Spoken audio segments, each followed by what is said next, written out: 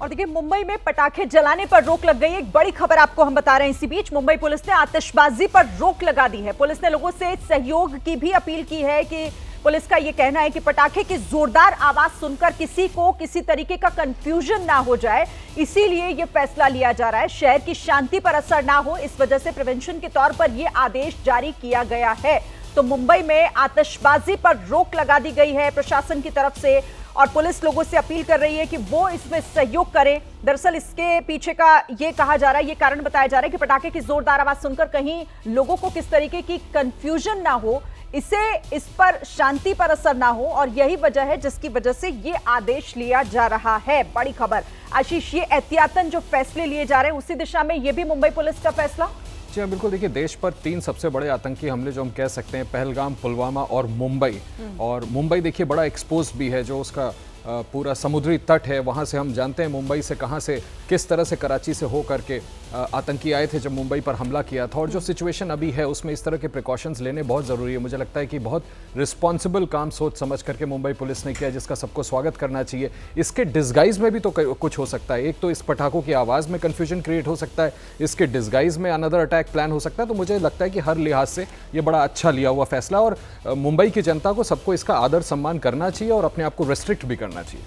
बिल्कुल, और इसीलिए सहयोग की अपील भी की जा रही है। और लगातार एबीपी न्यूज भी अपने दर्शकों से यही कह रहा है, यही अपील कर रहा है कि जो इस वक्त प्रशासन की तरफ से कहा जा रहा है उसमें उन्हें सहयोग किया जाए, क्योंकि इस वक्त देश में एकजुटता की बहुत जरूरत है और सहयोग की बहुत जरूरत है। इसी दिशा में ये बड़ी खबर इस वक्त सामने आ रही है। दूसरी तरफ देखिए, पाकिस्तान की हर कोशिशों को किस तरीके से भारत विफल कर रहा है, कैसे उसकी हर एक मंसूबों को फेल किया जा रहा है, ये तस्वीरें भी लगातार सामने जो आ रही हैं, एबीपी न्यूज आपको पहुंचा रहा है। अरुण साहनी सर, आपके पास आती हूं। थोड़ी देर पहले जो आप भी बात कर रहे थे कि शायद अब इस कार्रवाई के बाद उम्मीद पाकिस्तान से हम करें कि उसे थोड़ी समझ आ जाए, थोड़ा उसकी जो सोच में बदलाव आ जाए, लेकिन सर ऐसा लगता नहीं, क्योंकि जैसे जैसे आगे दिन बढ़ रहा है, ऑपरेशन सिंदूर के बाद उसकी जो बौखलाहट है वो तमाम बॉर्डर्स पर दिखाई दे रही है। और अब इसी वजह से सरकार ने भी साफ कर दिया है कि अगर आपको इस तरीके की आतंकी गतिविधि हुई तो हम बर्दाश्त नहीं करेंगे, हम मान लेंगे कि युद्ध है और फिर युद्ध शुरू होगा।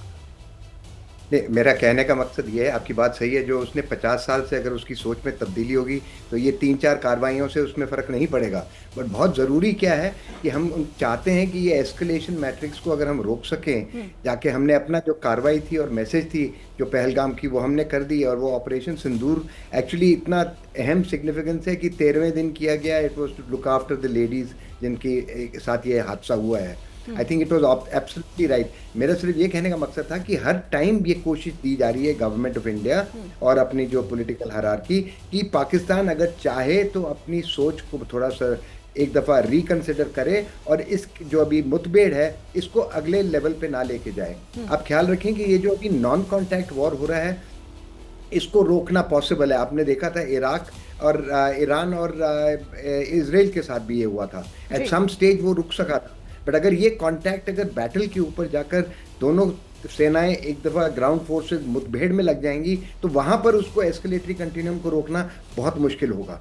और जिस प्रकार से है, तो आई थिंक इंडिया का ये कहना है कि जैसे हम कहते हैं कि इंडिया चाहता है कि लड़ाई ना हो, मैसेज हमने दे दिया, आप अपने लिए अभी अब सोचिए और अपने घर के अंदर कार्रवाई करिए उसको ठीक करने के लिए। साथ ही साथ जो नॉन इकोनॉमिक एक्शंस हैं, इंडस वाटर ट्रीटी का जो हमने कार्रवाई की है, इस सब का जब उसके ऊपर निचोड़ पड़ना शुरू होगा तो शायद सोचना शुरू करेगा।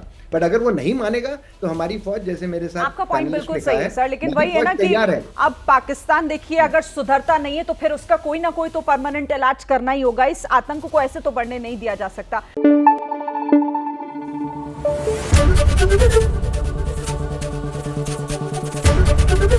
एबीपी न्यूज आपको रखे आगे।